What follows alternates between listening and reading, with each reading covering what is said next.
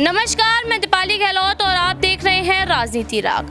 विधानसभा चुनाव जहां नजदीक आ रहे हैं, वहीं देखा जाए तो आप पार्टी की मुसीबतें बढ़ती नजर आ रही हैं। उसी के साथ अब देखा जाए तो मनीष सिसोदिया को लेकर एक नया बड़ा फैसला सामने आने को है। कल मनीष सिसोदिया पर फिर से सुनवाई करेगा हाई कोर्ट। आखिरकार मनीष सिसोदिया को लेकर क्या बड़ा फैसला आएगा, इसको लेकर हमारे सहयोगी दौलत हमारे साथ हैं। हम उससे जानने की कोशिश करेंगे कि मनीष सिसोदिया को अगर रिहाई नहीं मिली तो आप पार्टी के लिए कितनी बड़ी मुसीबत हो जाएगी। जी हाँ, बिल्कुल। यहाँ पर जो है आम आदमी पार्टी की मुसीबत लगातार ही हम बढ़ती हुई देख रहे हैं, क्योंकि उनके बड़े बड़े नेता जो हैं ईडी की गिरफ्त में, कोई सीबीआई की गिरफ्त में, तो कोई जेल में, और पूरी तरीके से राजनीतिक करियर जो उनका देखा जाए तो यहाँ चौपट होता हुआ नजर आ रहा है।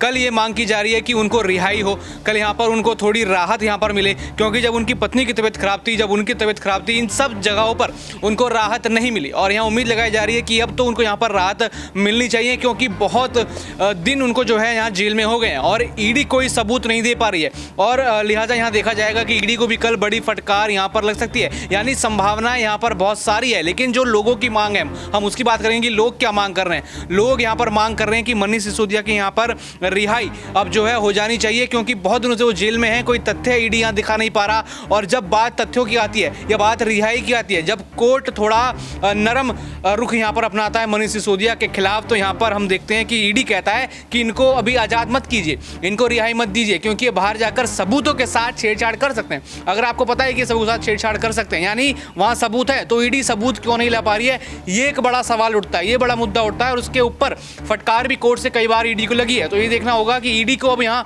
फटकार लगेगी कि मनीष सिसोदिया को यहाँ पर राहत मिलेगी, क्योंकि बीजेपी के बड़े नेता पूरी तरीके से सीबीआई, ईडी इन सब के मामलों में घिर चुके हैं। संजय सिंह हो चाहे सत्येंद्र जैन हो, और संजय सिंह जिस तरीके से उनके साथ भी वही हो रहा है जो मनीष सिसोदिया के साथ हो रहा था। मनीष सिसोदिया को लगातार हिरासत पर उनको रखा जा रहा था, लगातार प्रताड़ित करने की कोशिश की जा रही थी, और यही हम संजय सिंह के साथ देख रहे हैं। तो कहीं ना कहीं यहाँ पर आम आदमी पार्टी की राजनीति को बहुत ज़्यादा क्षति जो है इन सब चीज़ों से पहुँचती हुई नजर आ रही है। और अब मनीष सिसोदिया की राहत की मांग यहाँ पर लोग कर रहे हैं। हमने देखा कि जब संजय सिंह की पेशी होती है तो उनकी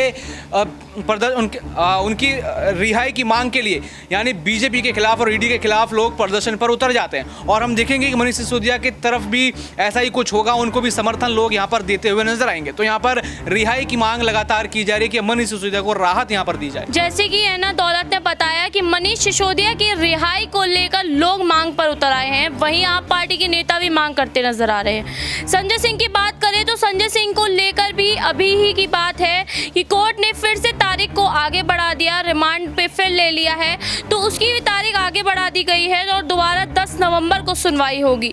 हालांकि संजय सिंह को भी रिहाई की कोई भी राहत देखती नजर नहीं आ रही है। उनकी भी दिवाली अब लगता है कि कोर्ट में ही मन जाएगी। ऐसे ही मनीष सिसोदिया पे अगर फैसला कल अच्छा नहीं आया तो आखिरकार क्या होगा, ये देखने की बात होगी। और दूसरी बात ये है कि मनीष सिसोदिया को लेकर ईडी ने अभी तक कोई भी सबूत पेश नहीं किया है। और वहीं केजरीवाल को ले लें तो केजरीवाल को लेकर भी ईडी अब घेरे में लेना चाह रही है। तो उस पर सवाल पूछेंगे कि अगर केजरीवाल को ईडी ने घेरे में ले लिया तो विधानसभा चुनाव का रुख किस तरफ मुड़ जाएगा? जी हाँ, बिल्कुल। यहाँ पर मैं शुरू से यहाँ पर कह रहा हूँ कि पूरी पार्टी यहाँ पर घेरे में आ सकती है, और कोर्ट भी इस बात को कह चुकी है कि यहाँ पर जो बात हुई थी पैसे लेन देन की, कि पार्टी फंड में सारा पैसा गया, यानी पार्टी के लोगों के द्वारा यहाँ कुछ किया होगा, तो पार्टी फंड में अगर पैसा गया तो चुनिंदा नेताओं के ऊपर यहाँ कार्रवाई क्यों हो रही है? लगातार ये प्रश्न यहाँ पर कोर्ट ने उठाया। और यहाँ पर हम देखें तो अरविंद केजरीवाल भी जल्दी इस मसले में कहीं ना कहीं फंसते हुए नजर आ सकते हैं, और यहाँ पर उनकी राजनीति यहाँ पर प्रभावित हो रही है। विधानसभा चुनावों में उन्होंने कदम रख दिया है। पहले दिल्ली उन्होंने जीता, वहाँ पर बीजेपी और कांग्रेस का सुपड़ा साफ करा। उसके बाद हम देखते हैं कि पंजाब में पहुंच जाते हैं, वहां पर उनका सुपड़ा साफ करते हुए नजर आते हैं। और अब इसके बाद छत्तीसगढ़, राजस्थान और मध्य प्रदेश की हम बात करें तो वहां पर भी अब आम आदमी पार्टी पहुंच रही थी। हम आदमी पार्टी के समर्थन में लोगों को देख रहे थे, और उसके बाद हम देखते हैं कि ईडी की ताबड़तोड़ छापेमारी आम आदमी पार्टी के नेताओं पर होती है। तो कहीं ना कहीं संदेह यहाँ पर जताया जा रहा है कि उनके राजनीति में बढ़ते हुए कदम कहीं ना कहीं उनके खिलाफ ही जा रहे हैं, कहीं ना कहीं उनको वो रोक रहे हैं यहाँ पर कि आप राजनीति में ज़्यादा आगे मत जाइए, क्योंकि यहाँ पर कई लोगों को आपकी राजनीति की वजह से क्षति हो सकती है। तो यहाँ पर पूरी कोशिश जो है आम आदमी पार्टी को फंसाने की करी जा रही है। जैसे कि दौलत ने बताया कि आम आदमी को फंसाने की किस तरीके से कोशिश की जा रही है और आम आदमी को राहत भी नहीं मिल रही है, क्योंकि केजरीवाल भी अब फंसते नजर आ रहे हैं। लेकिन केजरीवाल ने हर जगह से इलेक्शन लड़ने का भी ऐलान कर दिया है। अगर ये इलेक्शन केजरीवाल जीत जाते हैं किसी भी तौर पे, क्योंकि मनीष सिसोदिया और संजय सिंह को बेगुनाह यानी कि मान लें कि दिनेश अरोड़ा के गवाह के तौर पर गिरफ्तार किया गया है, लेकिन अभी तक कोई सबूत नहीं दिए गए हैं, तो माना जाए तो वो एक तरीके से बेगुनाह ही कहलाए जाएंगे। तो अगर वो बेगुनाह निकले तो फिर आप पार्टी को वोट बैंक पर क्या असर पड़ सकता है?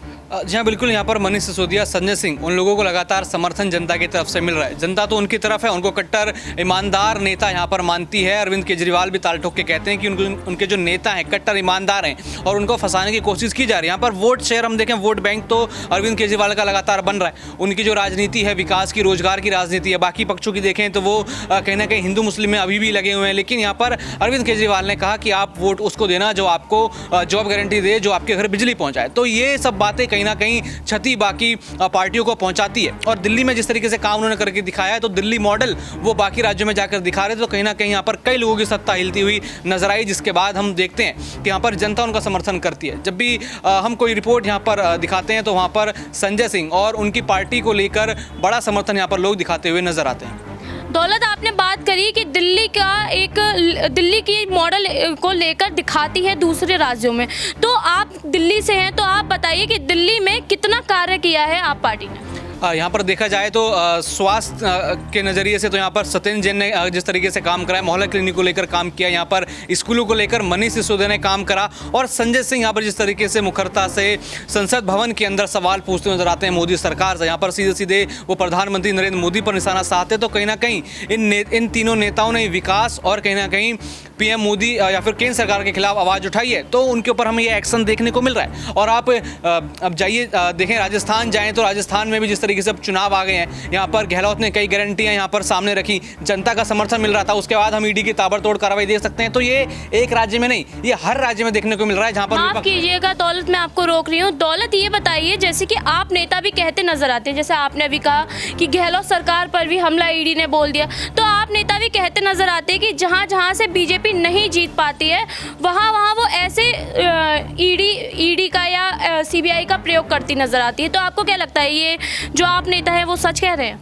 यहाँ पर देखा जाए तो एक नारा दिया जा रहा है कि जहाँ जहाँ चुनाव वहाँ ईडी, यानी जहाँ चुनाव होता है वहाँ ईडी पहुँच जाती है। जहाँ सत्ता खतरे में होती है केंद्र सरकार की या बीजेपी की आप कह लीजिए, यहाँ पर अगर प्रधानमंत्री को जहाँ वोट नहीं मिलते, जहाँ बीजेपी को वोट नहीं मिलते, वहाँ ईडी को हम पूरी तरीके से कार्रवाई होते हुए देखते हैं। और ये आरोप लगातार आम आदमी पार्टी की तरफ से, कांग्रेस की तरफ से लगाए जा रहे हैं। और अब अशोक गहलोत इसके पूरे चक्रव्यूह में फंस चुके हैं। उनके मंत्रियों पर जिस तरीके से कार्रवाई हो रही है, तो ये आरोप कहीं ना कहीं दिखाते हैं कि बीजेपी किस तरीके से चुनाव जीतती है। और हमने कई बार देखा है संसद भवन के अंदर उनके नेता क्या कहते हैं, जो मीनाक्षी लेखी हैं वो कहती हुई नजर आती हैं कि चुप बैठ जाइए वरना आपके घर ईडी सीबीआई आ जाएगी। ये कितना बड़ा सबूत जो है यहाँ पर बन जाता है कि खुलेआम आप संसद भवन के अंदर ऐसी धमकियां देते हुए नजर आते हैं।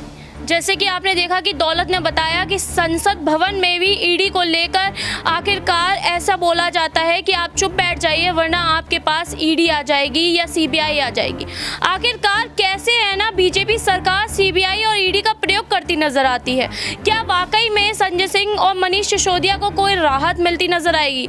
मनीष सिसोदिया की बात करें तो कल उनकी सुनवाई होगी, क्या होगा ये देखने की बात होगी। हमारे साथ देखने के लिए जुड़े रहे राजनीति राग में। धन्यवाद।